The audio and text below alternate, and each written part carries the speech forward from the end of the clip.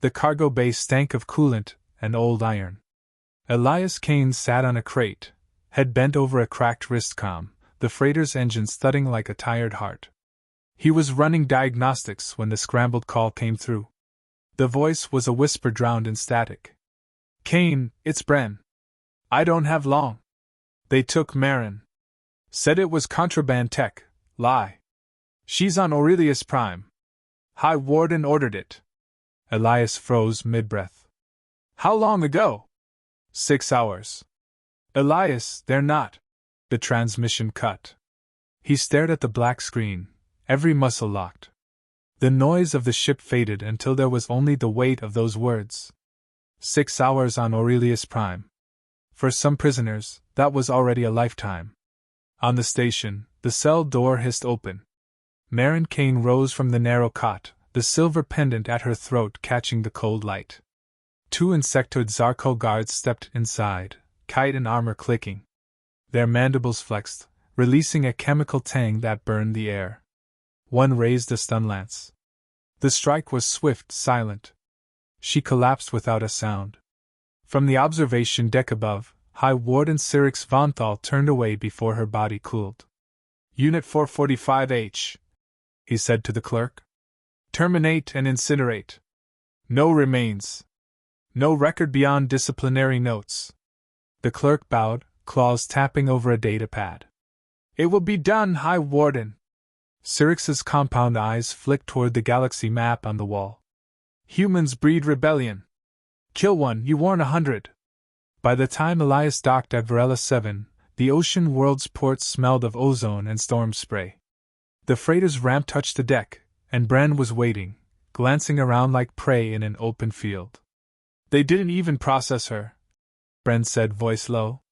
"Straight to execution." Elias said nothing. Bren pulled a data chip from his sleeve. "Security feeds. Keep it hidden. They scanned for this." Elias pocketed it, walked off without a word, and didn't stop until the shadows of his ship's bulkhead swallowed him. He slotted the chip into his comm. The feed flickered, Marin's cell, sterile white light, the 2 Zarko guards entering. She looked small against them. The lance came down. The image froze on her falling. Elias let the silence stretch, eyes locked on the screen until the shadows felt heavier. His lips moved, barely audible. Echo 7. Reaper Protocol. He spent the next hours in motion, contacts, calls, unmarked credit transfers. At a dingy backroom in the port's underdeck, he found Riva leaning over a table littered with forged IDs and cracked encryption tags. "You're a dead man walking if you set foot in that prison," she said without looking up. "They've got scanners that make blood sing. I'll walk quiet." She met his gaze then, dark eyes measuring the danger in him. "If the Concord IDs you as the Reaper, they won't just kill you. They'll purge entire settlements. You know that. They already started," he said. Riva exhaled through her teeth, shoved a data slate at him. "Identity: Samuel Trask, Security Liaison for Human Inmate Management. Clearance cards genuine, stolen from a corpse on Triton Dock. Don't waste it." He scanned the card. "Access level? Low enough to avoid suspicion. High enough to get you inside the core sectors if you're clever. That'll do." 2 days later, the shuttle rose from Varela's sea mist into black space, its windows filling with the bulk of Aurelius Prime. The prison hung above the planet like a predator over prey, jagged spires, black alloy plates, and cold floodlights cutting across its hull. Inside, the corridors sloped at subtle angles that unsettled the human sense of balance. Lighting was harsh, casting no shadows for prisoners to hide in. The air smelled faintly of sterilizing agents and alien resin. A Zarko escort led Elias through a processing hall where inmates shuffled in chains, silent under the watch of chittering guards.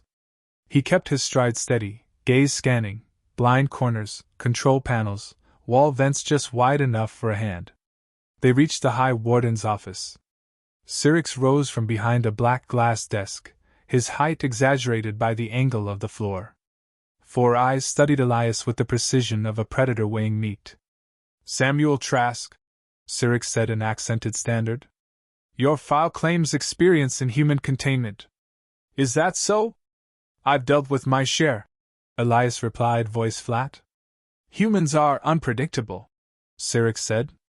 You will advise on keeping them compliant. No incidents. No riots. Fail, and your contract ends, abruptly. Elias gave a short nod, hiding the flicker in his eyes. Understood. Syrinx's mandibles clicked in satisfaction. You begin tomorrow. The escort led Elias out. He didn't glance back. His assigned quarters were narrow and bare: metal bunk, wall console, single storage locker. The viewport faced the planet's turbulent oceans, waves like silver scars in the moonlight. He stood there a long time, hands behind his back, committing the station's shift cycle hum to memory. Every sound meant something: the hiss of vents, the thump of bulkhead locks, the distant rhythm of patrol boots. Somewhere in this maze, his wife had breathed her last. Somewhere in this maze, Syrinx believed himself untouchable.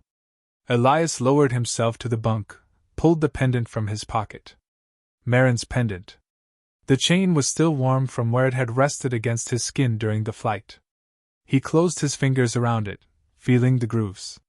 Then he set it on the console, a silent promise in silver. Tomorrow, the work would begin. That night, Aurelius Prime slept under its own arrogance. The alien guards trusted their walls. The administrators trusted their records. Elias Kane trusted only one thing: himself. And he was already inside. The station's day cycle began with the siren, low, mechanical, unhurried. It wasn't loud enough to startle, just constant enough to remind everyone they were owned. Elias stepped into the main security concourse wearing the plain gray uniform issued to liaison staff. The floor plates were polished until they reflected the overhead strips like fractured light. Guards moved in strict formations, insected carapaces glinting under the harsh glare. A Zarko overseer named Vrikik accompanied him through the South Detention Wing. Human inmates require special handling, Vrikik said, voice a rasp. They fight when afraid. They fight when calm. They fight when bored. Elias kept his gaze moving. And you've been trying to make them predictable. Order is not prediction. Order is control, Vrikik corrected. They passed cell after cell, faces staring out through reinforced glass. Hollow-eyed men. Women with clenched jaws. A boy who couldn't have been more than 17 sat on the floor, his stare unblinking. Elias catalogued every detail. The guard posts. The intervals between patrols. The blind spots where cameras failed to overlap. Later, in the staff mess, the air tasted faintly metallic. Elias chose a table near the wall, tray untouched. A man with close-cropped hair slid into the seat opposite him. You're not here to keep the peace, the man said quietly. Elias looked up. You've mistaken me for someone with a purpose. The man smirked. Harlan Voss. I've seen you before. Not here, out there. The defiance. The war. Elias didn't react. You've mistaken me for someone else. Harlan leaned forward, voice lower. Don't insult me. You move like a soldier. You look at exits before people. I don't care who you were. I want in. In on what? Whatever it is you're planning. Elias studied him for a long moment. If I were planning something, you'd already be part of it. Without knowing. Harlan grinned. Fair enough. Still, I'm useful. You'll see. Over the next days, Elias's routine took him through every sector permitted to liaison staff. He kept his movements unremarkable, his pace steady. In his head, the map of Aurelius Prime grew: maintenance tunnels beneath the east block, storage bays with minimal security, auxiliary power nodes humming behind thin walls. He began small. A supply cart rerouted so its destination was delayed by an hour. A maintenance hatch left unlatched. Nothing to raise alarms, but enough to test the prison's reaction time. The aliens responded slowly, more concerned with paperwork than urgency. That told him what he needed: systems built for control, not adaptability. One evening, as he returned from the infirmary, a commotion erupted in the central yard. 2 guards were dragging a human inmate by the arms, his shirt soaked with blood from a split scalp. The crowd of prisoners shifted, muttering. A shove from a guard silenced one voice. Another shove earned a fist in return. The yard exploded into movement, fists, shouts, bodies slamming into railings. Elias was in the center before thinking. A guard swung his stun lance at an older man, slow from exhaustion. Elias stepped in, caught the shaft, twisted. The guard hit the ground before his mandibles could click. Another came at him from the side. Elias pivoted, drove an elbow into the gap between plates, sending the insectoid reeling. He kept his strikes precise, enough to drop, not to kill. The yard's lights flashed red. Drones descended from overhead gantries, hissing electric warnings. The fight broke apart under the threat of taser beams. Elias stepped back, hands raised, face blank. Hours later, in the surveillance suite, Cyrix Vonthal replayed the footage. His compound eyes followed each movement, the economy of motion, the calculated targeting of weak points, the refusal to waste energy. Zoom in, Cyrix ordered. The image sharpened on Elias's face. His expression during the fight was almost absent, as if every strike had been planned long before the blow landed.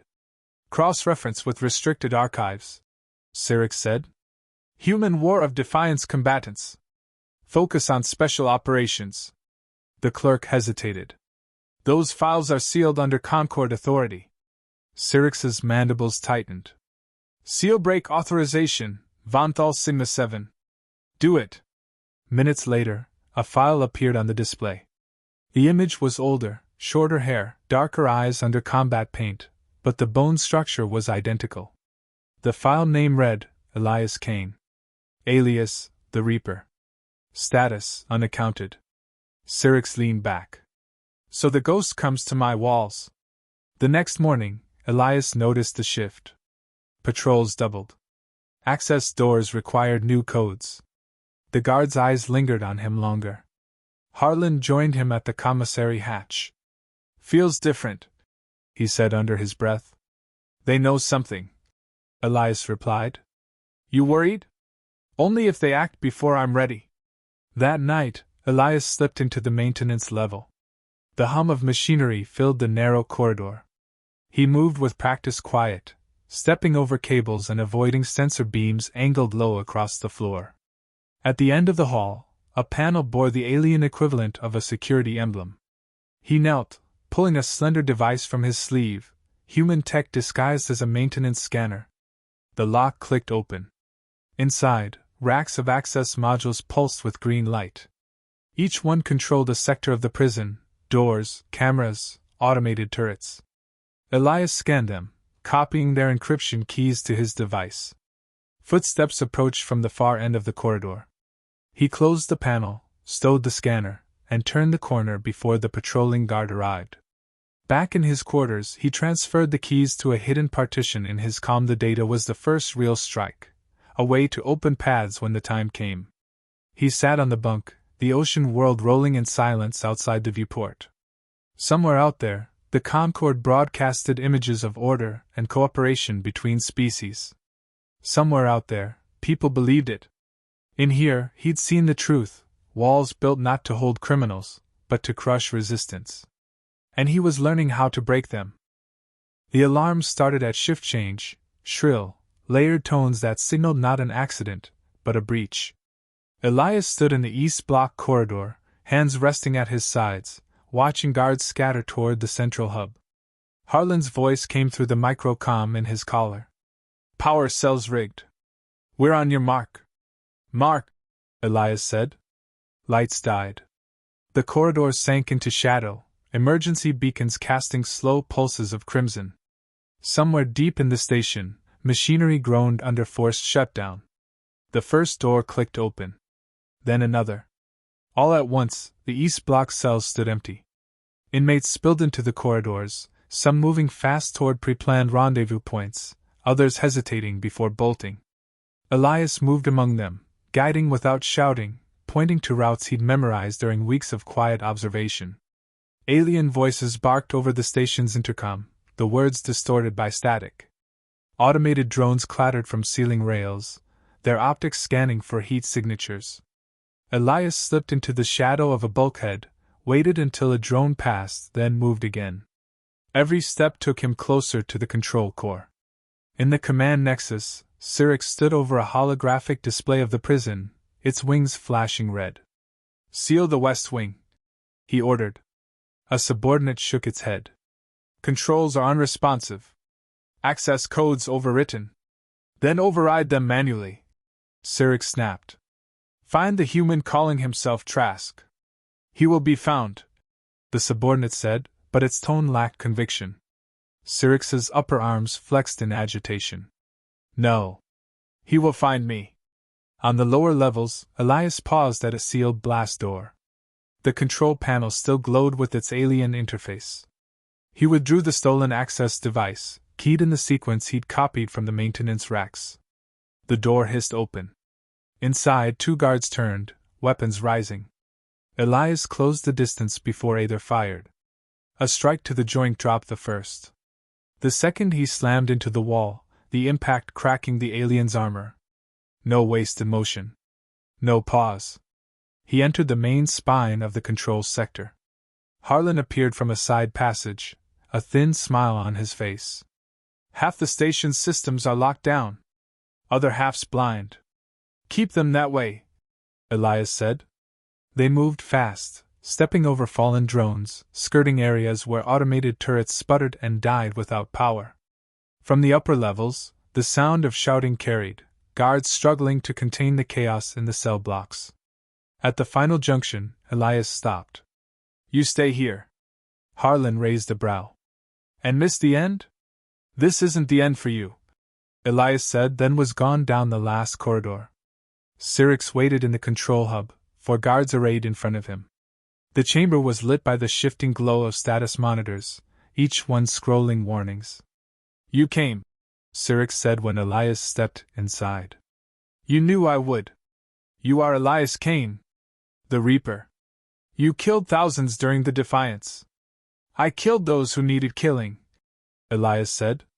Syrinx's mandibles shifted in something like a smile. "And now? You believe this disruption will matter? We will rebuild. You will die here. Maybe. But not before everyone sees what you did to her." Elias reached to his belt, pulled a slim transmitter, and keyed a command. The central display behind Syrinx flickered, then played the footage from the datachip Bren had given him. Marin in her cell. The guards entering. The lance strike. Her body falling. The recording filled every screen in the prison network. Every guard, every inmate, every administrator saw it. Beyond the prison, a silent signal beamed toward Concord relay stations. Syrinx's eyes narrowed. "This will change nothing." "It already has," Elias said. The guards moved as one, but Elias was already in motion. He ducked under the first strike, drove a knee into the attacker's midsection, and tore the weapon free. A spinning arc of electricity caught the second guard. The third tried to flank. Elias sidestepped, slammed the butt of the lance into the alien's throat. The fourth guard hesitated. That was enough. When it was over, the chamber was quiet but for the hum of dead systems. Syrinx stood alone, his posture rigid. "You won't kill me?" he asked. "Death's too easy," Elias said. "You'll live to watch your power stripped away, piece by piece." He turned, stepping over the fallen, and keyed the exit. Harlan was waiting, eyes flicking to the blood on Elias's sleeve. "Done? Enough for today." They moved back through the station. Inmates had scattered into hidden sectors. Patrols were in disarray, unsure which orders to follow. The red light still pulsed, but without force, warnings without teeth. In the docking bay, a small patrol craft waited. Its hatch was open, courtesy of another borrowed access code. Harlan took the pilot's seat, hands moving over the controls. As the ship lifted from the bay, Aurelius Prime shrank behind them, still lit in warning red, still bleeding chaos into every corridor. The ocean world rolled beneath them, endless silver waves catching the light of the nearest star. Elias stood at the viewport, watching the prison fade into a speck. On the comm channels, Concord propaganda spun quickly. Localized unrest. Contained disturbance. No systemic failures. But in the unregulated feeds, the execution footage was already circulating. Words like atrocity, cover-up, and war criminal threaded through human networks. And one other name, the Reaper. Harlan glanced over his shoulder. Where now? Somewhere they won't expect, Elias said. And then? Then we make it bigger. The ship angled into deep space, engines burning steady. Behind them, Cyric sat in his office, the footage of Marin still looping across every screen he couldn't shut down. Elias rested a hand on the pendant in his pocket. They wanted the Reaper, he murmured. Now they have him.